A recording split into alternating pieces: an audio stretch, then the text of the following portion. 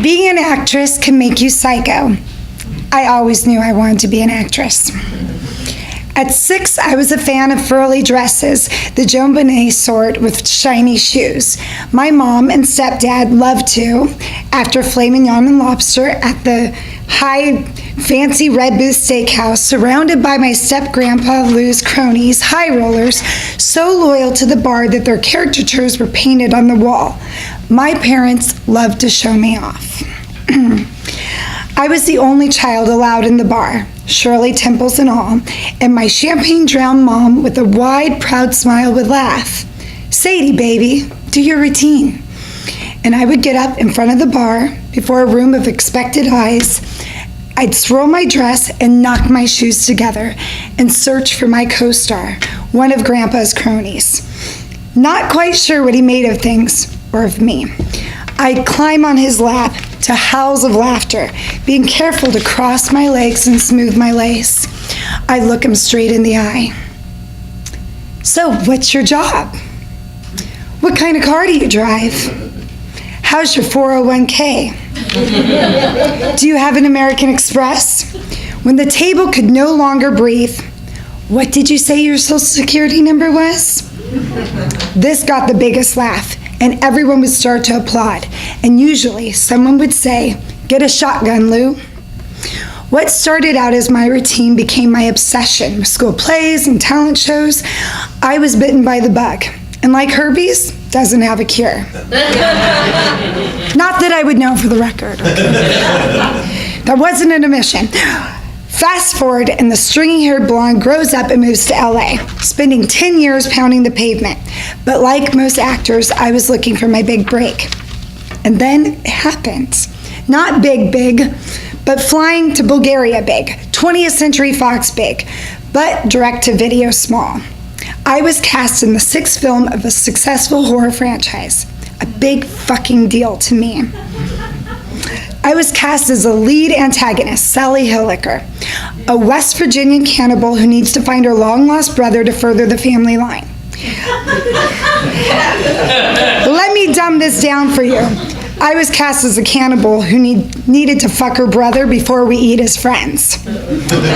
Spoiler alert, I even survive. Although it's with a melted face and one limb, I may be the only actor ever to do a sex scene with one leg and crying tears of joy. I made it! My first scene was in the middle of the night in a Bulgarian forest, and it was snowing. I'm wearing what most incestuous cannibals would wear, a little white dolly dress and shoes to knock together.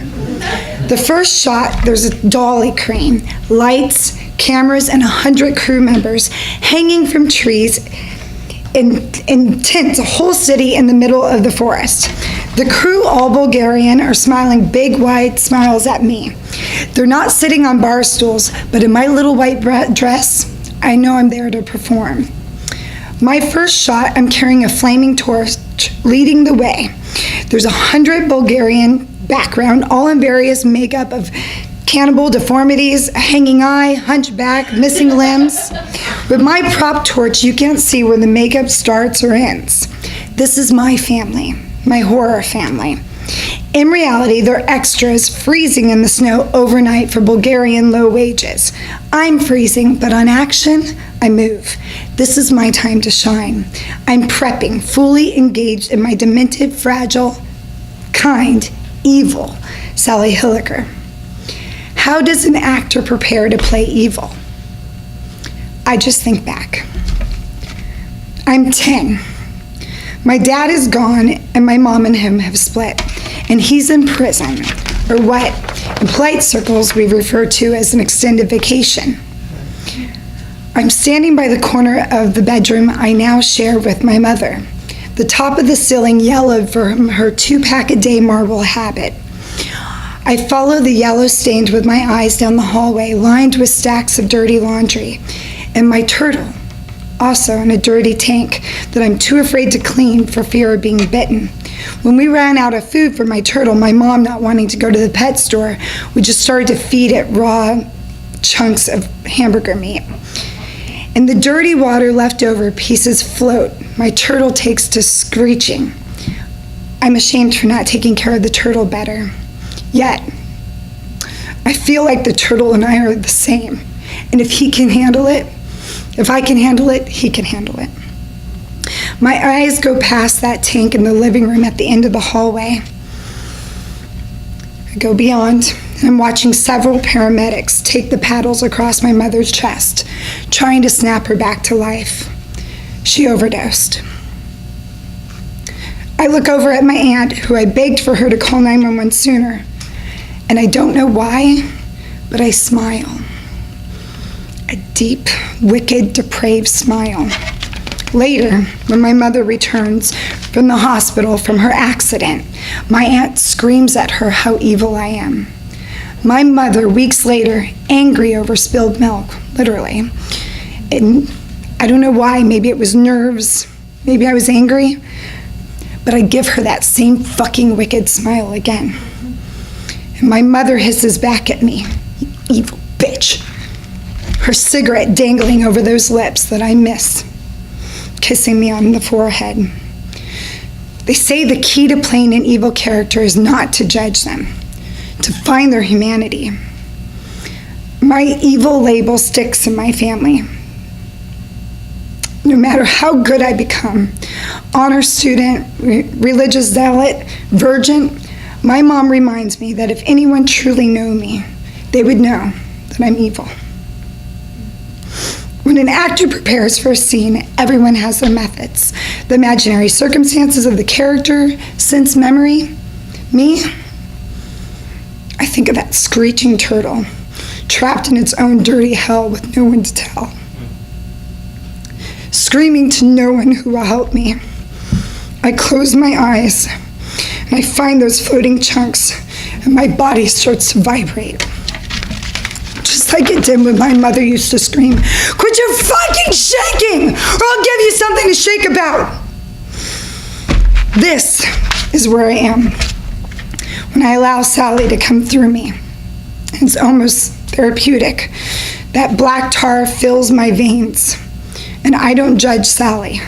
I just let her suffer through me.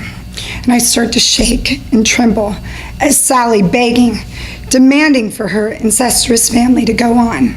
She's evil, but I don't judge her. Cut, the director yells. The crew speaks only in Bulgarian.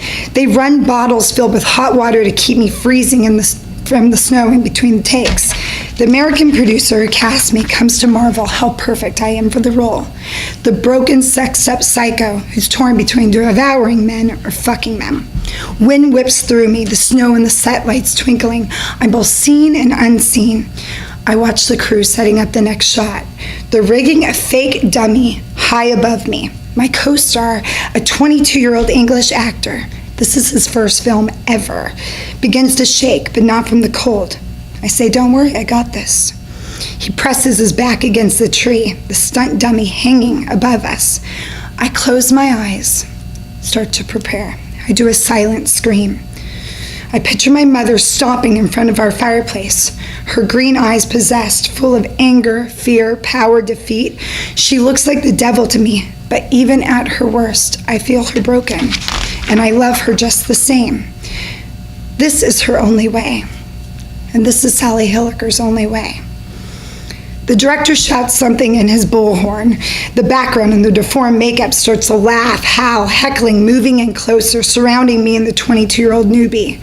The producer screams, "You ready?" I was born for this.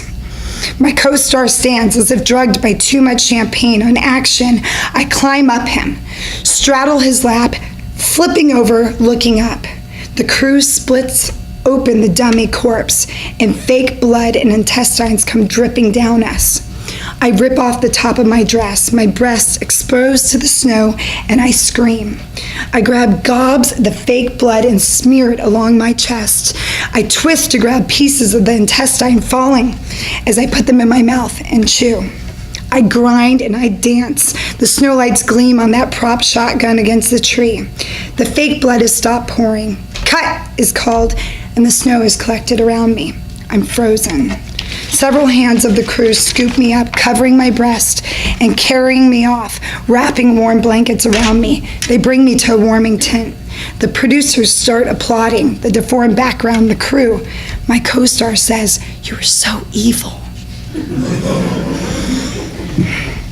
The producer meets me in the warming tent and says, "I knew you were perfect for this role." They clean the blood off me and ask me if I'm okay. I get up, I smooth out my dress, I knock my shoes together and get ready to climb on my co-star's lap again. And I do, over and over, screaming into the magical darkness.